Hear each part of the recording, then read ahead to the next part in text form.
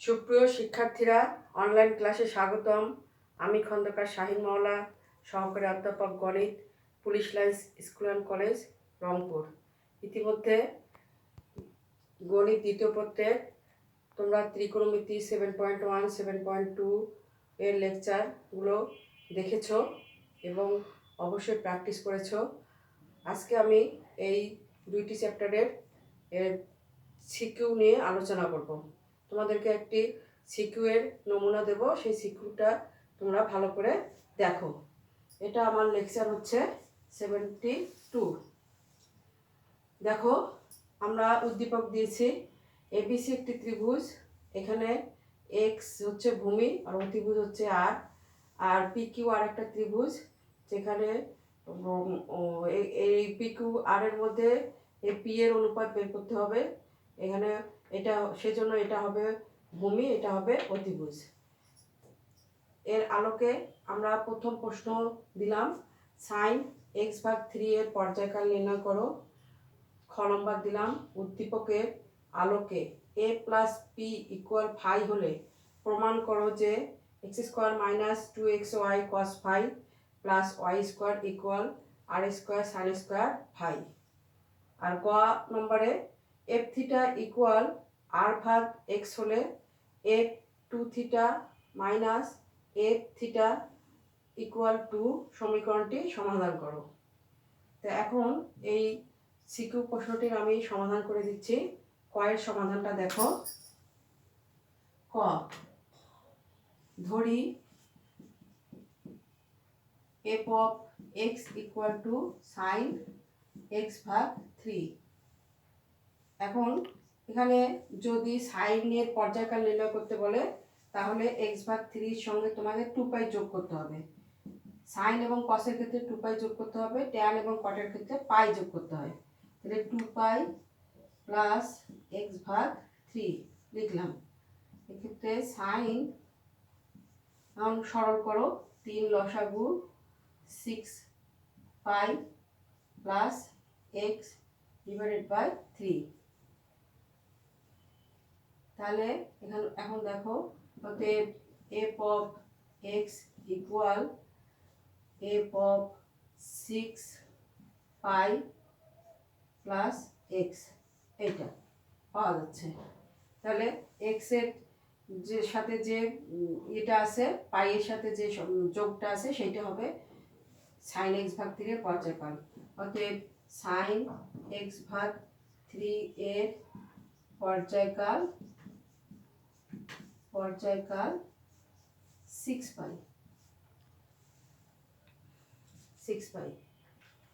এখন খ উদ্দীপকের জন্য, খ নম্বরের জন্য আমরা দেখো, উদ্দীপকের আলোকে a plus P equal phi হলে, তাহলে খ নম্বরটা আমরা এখন উদ্দীপকটা আমাদের মিশানো যাবে না, আমাদের আগে একটু খ নম্বরটা আমরা কি করি। প্রথম চিত্রে দেখা যাচ্ছে সাইন কস এ ইকুয়াল দেখা যাচ্ছে x/r, ভূমি ভাগ অতিভুজ। আর হচ্ছে প্রথম চিত্রে এটা হচ্ছে 1 নং চিত্র, আর এটা হচ্ছে 2 নং চিত্র। তাহলে 2 নং চিত্রে cos p ইকুয়াল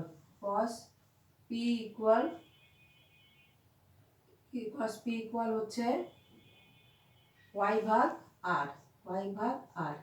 এটা হচ্ছে দ্বিতীয় চিত্রে। এখান থেকে আমরা পাচ্ছি, প্রথম চিত্র থেকে আমরা লিখি, যেহেতু আমাদের উদ্দীপক আছে a plus P equal phi, তাহলে এর মান বের করতে হবে। তাহলে অতএব a equal cos inverse x/r, আর p equal cos inverse y/r। এখন আমরা একটু a plus P equal phi,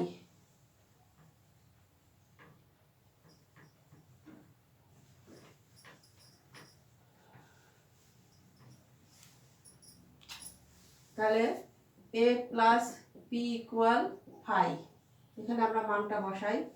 এর মান হচ্ছে cos ইনভার্স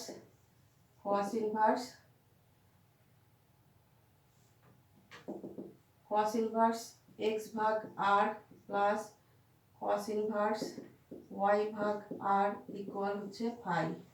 আর cos inverse x plus cos inverse y এই সূত্রটা দিতে হবে। cos ইনভার্স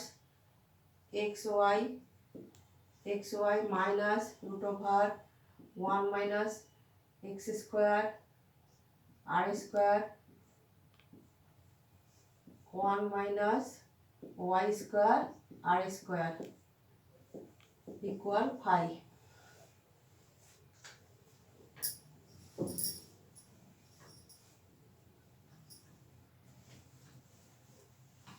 এখন দেখো xy minus root over 1 minus x square divided by r square. এখন এটা তোমরা সরল করতে পারো। 1 minus x square minus r square minus y square r square মাইনাসে মাইনাসে plus x square y square r to the power 4 equal cos of phi.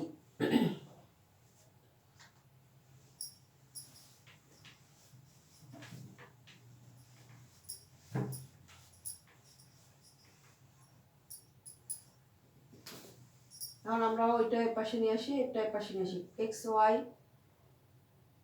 xy minus cos phi root over minus 1 minus x square r square minus y square r square plus x square y square r to the power 4 equal হচ্ছে cos phi minus x y। এখন বর্গ করে দিতে হবে। বর্গ করলে আমরা পাচ্ছি 1 minus x square r square plus y square r square r square plus x square y square r to the power 4 equal cos square phi minus 2x y cos of phi plus x square x square x y R square হবে, এখানে টু ভুল হয়েছে। এখানে x square y square divided by r to the power 4 xy to the power r square হবে, এটা divided by. আচ্ছা, এখন এইটা কাটা যাচ্ছে।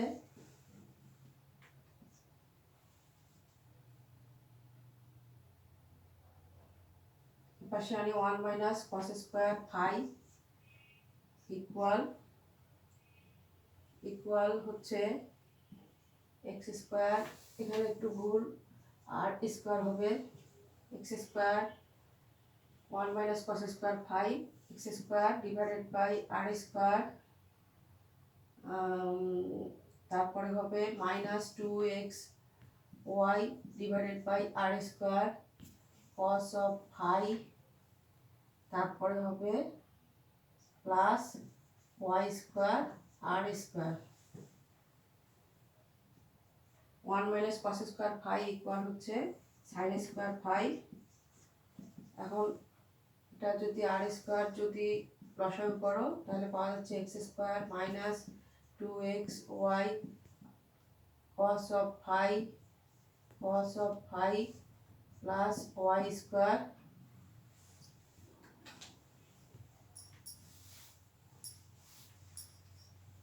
এখন আর গুণন করো, r square sin square phi equal x square minus 2xy cos of phi plus y square.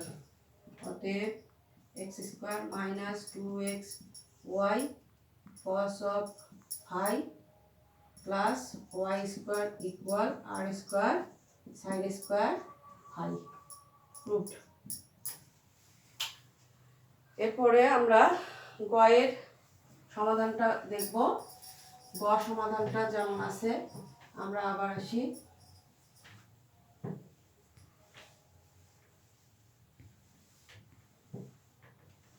গ নম্বর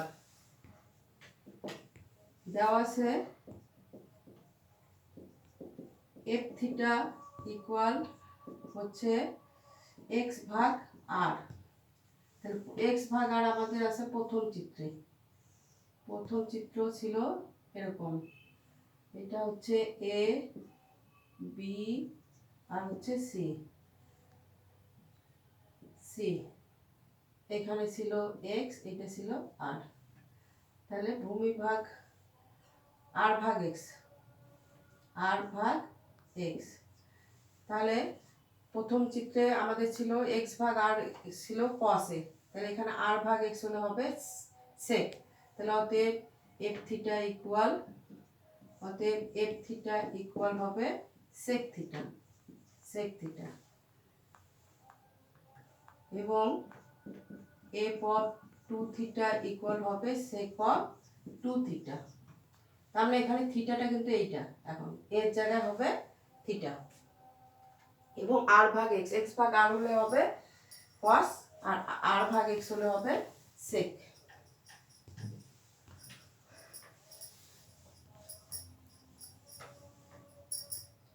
তাহলে সমীকরণটা আছে আমাদের F of two theta minus F of theta equal হচ্ছে 2। আরো দেওয়া আছে, আরো দেওয়া আছে F of two theta minus F of theta equal 2। তাহলে এফ অফ টু থিটা মানে হচ্ছে sec two theta, sec two theta. আর এফ থিটা মানে হচ্ছে সেক থিটা ইকুয়াল হচ্ছে 2। এখন এই সমীকরণটা আমরা কি করব, সেককে আমরা কস করে গেছি, 1 ভাগ কস টু থিটা 1 মাইনাস 1 ভাগ কস থিটা ইকুয়াল হচ্ছে 2। এখন এখানে দেখো cos theta minus cos of two theta equal to cos two theta cos of theta. আড়াআড়ি গ্রহণ করে দিলাম, সরল করে একবারে আড়াআড়ি গ্রহণ করে দিয়েছি। এখন দেখো cos theta minus cos of two theta equal to cos A cos B equal cos A plus B, two theta plus theta plus cos A minus B, two theta minus theta. তাহলে cos theta minus cos of two theta, এখানে পাওয়া যাচ্ছে cos of three theta plus cos of theta. উভয় পক্ষ থেকে cos theta বাদ যাচ্ছে, তাহলে থাকতেছে আমাদের অতএব কস অফ থ্রি থিটা, এটা যদি আমরা ওপাশে নিয়ে যাই তাহলে cos of three theta plus cos two theta equal হচ্ছে 0। দেখো তোমরা এই এখানে কিন্তু এই গুরুত্বপূর্ণ অংশটা হচ্ছে এর জায়গায় ব্যবহার করা হচ্ছে থিটা। তাহলে F of theta equal to R ভাগ এক্স, এই জায়গাটা খুবই গুরুত্বপূর্ণ, তোমরা খেয়াল করবা। আর ভাগ এক্স হলে আমাদের তখন কস হবে না, হবে আমাদের হচ্ছে সেক। আর যেহেতু থিটা ব্যবহার করা হচ্ছে সেজন্য এই ত্রিকোণমিতিক অনুপাতের সঙ্গে আমরা থিটা ব্যবহার করছি।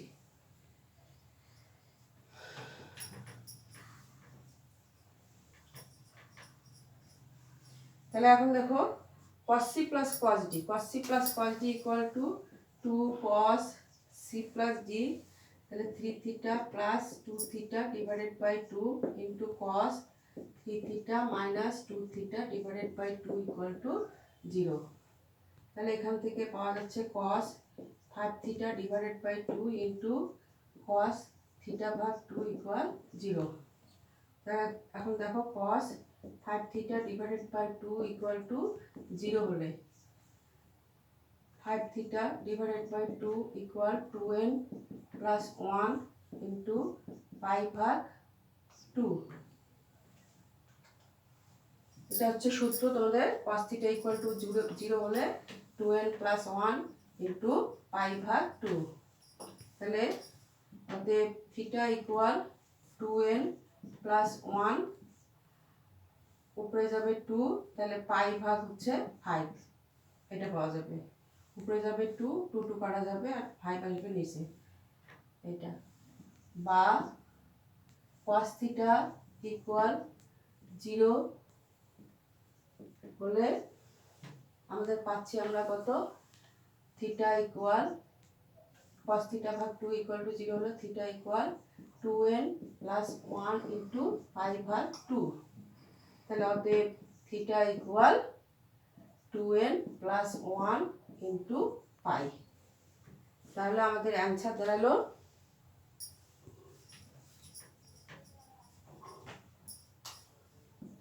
অ্যান্সার 2n প্লাস 1 পাই ভাগ 5 বা 2n প্লাস 1 পাই, যেখানে n বিলং করে হচ্ছে জেড। সুপ্রিয় শিক্ষার্থীরা, আজ এখানে শেষ করছি। তোমরা এই সূত্রগুলোর আলোকে বিভিন্ন রকমের সিকিউ ভাষায় বেশি বেশি করে প্র্যাকটিস করবা। খোদা হাফেজ।